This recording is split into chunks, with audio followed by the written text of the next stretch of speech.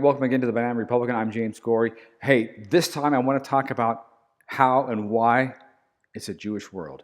So, you think I exaggerate? I'm going to show you why it's no exaggeration. It's the real deal. Think about this for a moment. With no Jews, there's no Bible, no Old Testament, no New Testament, no Moses, no Jesus, and no Muhammad, by the way, no Islam, right? Because Abraham slept with Hagar, produced Ishmael. Ishmael is the father of the Arabs.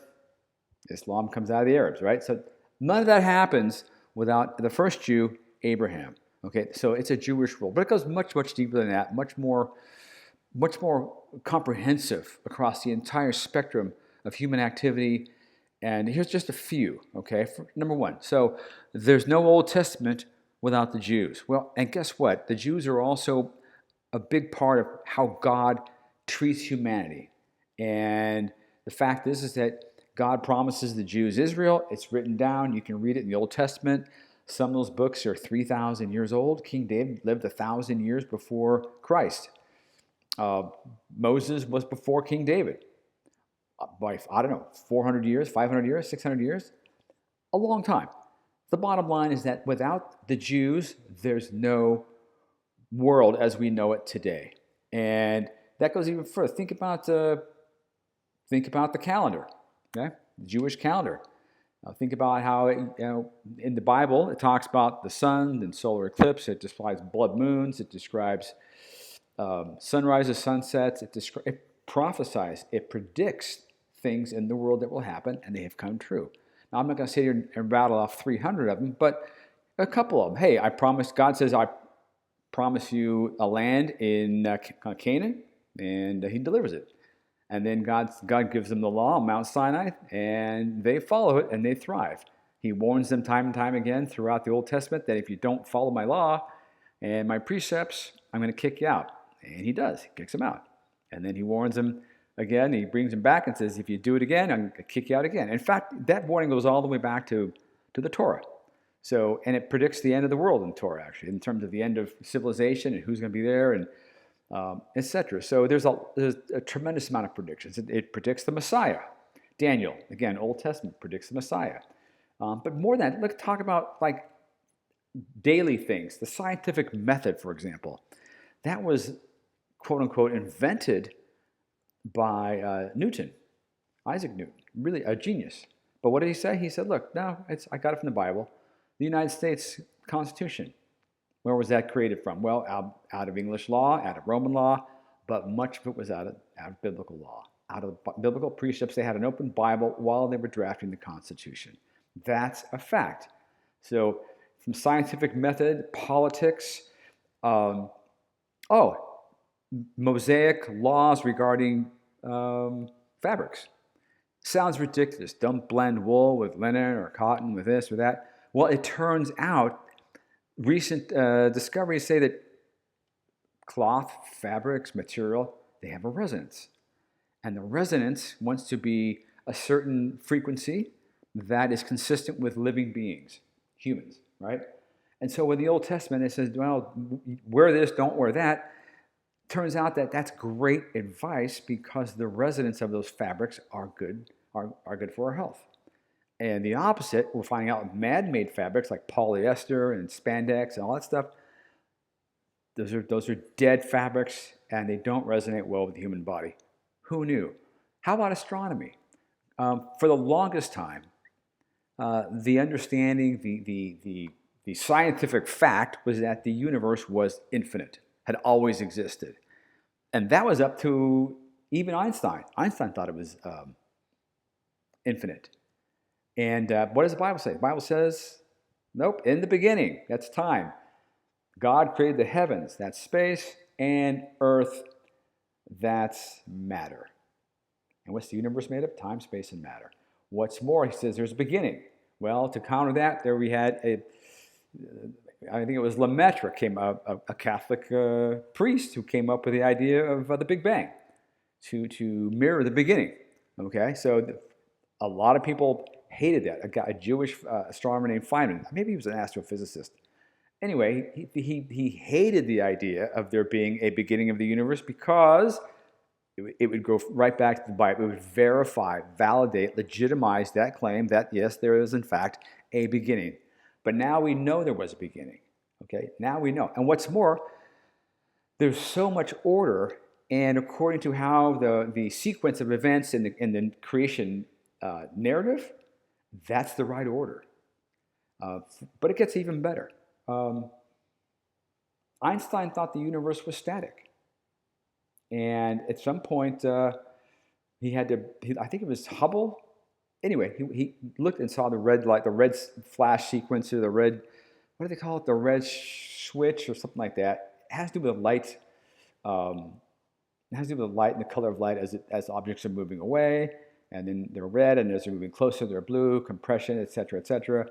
Turns out that the universe is expanding. Well, gee, what does it say in Job? I spread out the universe like a canopy, like I spread it out. In other words, yeah, it's expanding, and I did it. That's right. I mean, not bad for a bunch of illiterate goat herders who wrote the Bible, supposedly, right? So we have a beginning of a universe, an expanding universe, the scientific method, fabric resonance that we just discovered now. What else is there? Oh my gosh. And laws, political laws, economic laws. Oh, the biblical precept, the Mosaic precept of letting the land lay fallow after 1 in 7 years. Why is that? Well, because the land needs to rest. And what do people do now? They let the land lay fallow. Smart people do, because the land needs to rest. There wasn't any scientific, it does this. They just knew. There was also things like, in the Torah, wash your wounds with running water. Okay? If you touch a dead person, you're unclean, and do this, that, and the other thing. Okay? Dietary laws. Don't eat pork. Why? They're unclean. Did anyone know there's trichinosis in pork? Probably not. It was designated as unclean, and it served the Jews well. So there's all kinds of scientific insights, material insights, legal insights, and even ontological insights. In other words, the Bible brings a specific order. It outlines an order of the universe created by an orderly God. And he says, look, I do things for a certain reason, and those reasons are good reasons. Contrary to the folks who look at the world and look at the universe as by happenstance, by coincidence, accidental. The reality now is that none of that holds any water mathematically. I mean, the fine-tuning argument gets rid of that, gets rid of the Big Bang. It certainly gets rid of evolution. The evolutionary folks, that's where the money is, but the reality is that serious scientists, life scientists don't believe in evolution anymore. They just don't. The math doesn't work. And that's David Lerner out of Yale, other guys just other very smart guys out of MIT whose name escapes me at the moment. But the reality is the neo-evolutionists, the neo-Darwinists have to come up with terms like, instantiated DNA, which means basically, the DNA was already in there. We don't know how it got in there. It's a mystery, right?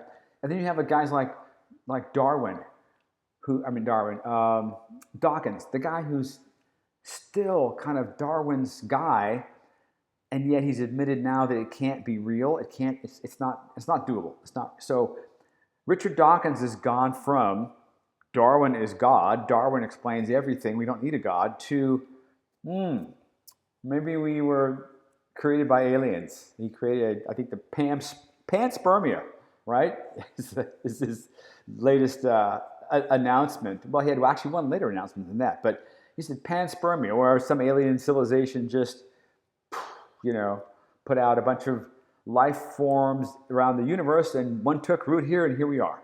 Okay, so no. Now he thinks about, there's parallel universes, multiple universe, the multiverse theory. Not a universe, not one universe, but a multiverse. Pure speculation, pure guessing, like panspermia, Star Trek stuff. The reality is, everything we know about the world came literally out of the Bible at some level. At some level. The scientific method, without that method, test, prove, test again, reprove. The idea of capitalism, the idea of putting your money to work, that came out of the Bible. Now, maybe it wasn't the only place at the time, but the Bible made it a command in a sense. Put my money to work. Put your assets to work. Produce, create, and that's a command. That's an invective from God. Be fruitful and multiply. So that whole angle, that whole way of looking at life, is what has driven life so far. Now here in this from the late 20th century, probably mid 20th century to now, it's been, we've been talking about limitations. We have climate change. First it was going to be, in the 70s, the world was going to have a freeze, kind of another ice age. Then in the 90s, it was global warming. That didn't work out because the global temperature stabilized for the next 25, 30 years. So now it's climate change, been that for about 10 years. It's all bollocks. It's all bushlaha, okay? So without the Jews, there's no Bible. Without the Bible, there's none of this wisdom. And by the way, even the Bible says, look, God says through the different prophets, Isaiah, Amos, Ezekiel, Jeremiah, he says a lot of things, a lot of predictions. One of them is, look, I'm going to scatter you, Jews, to the four winds of the earth because you're misbehaving. You're ignoring my laws for too long. You're pursuing other gods and lots of immorality, etc. Lots of just sin, right?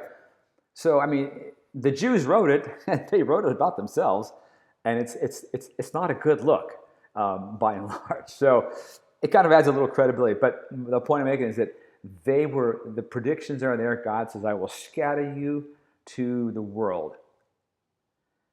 And what's more, you're going to be a object of scorn, resentment, persecution.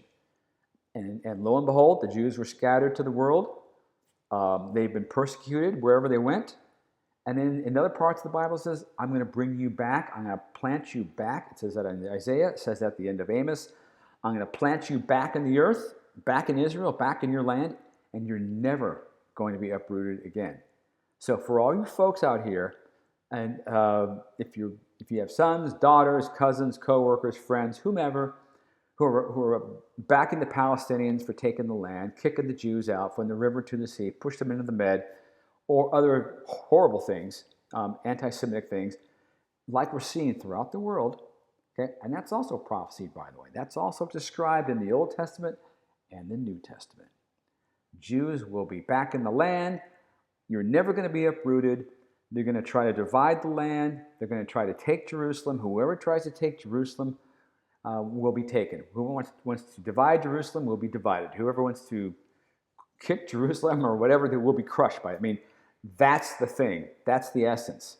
So when I say it's a Jewish world, it really is a Jewish world. Now, that doesn't make them any better than us, anybody. I'm a Gentile. I'm a Christian. Doesn't make the Jewish people any better. In fact, God says, you know what? I'm going to put a veil over your eyes. I'm going to make it so you can't understand the new covenant that I described back in Jeremiah 30, 31, somewhere there. Okay? 31, 31? Doesn't matter. He described a new covenant, described the crucifixion of the Son, described the Son in Psalm 2, Proverbs 30, Isaiah 53, where he would be born, Micah 1:5 in Bethlehem. All these prophecies, all there in the Old Testament, talking about Jesus, talking about when, where, how he'd be born, what he'd be wearing. He was actually born and wrapped in swaddling clothes. Curiously, he was wrapped in swaddling clothes, the same thing they would wrap a young lamb in for slaughter, for the sacrificial rites. Coincidence? I think not. So when you think about, look at the world today, look at the strife, and look at where the hatred is focused. The hatred is focused first on the Jews in Israel, the Israeli presence in that land, in that part of the world what's their ancestral homeland, and then those who support them. And the fact is that France just now approved a Palestinian state or supported the right of the Palestinians to have a state. That's dividing the land. That's dividing the land, and God says, those who divide my land, I'll divide you. So it doesn't bode well for France or any other country that supports that. And even the Jews, even the Israelis, if they agree to divide their land, and they've offered it several times. In fact, the original plan in 1948 with the UN was to have two states, side-by-side states. But if they think they're going to give up land for peace, that ship has sailed. Gaza proved that you can't give them anything.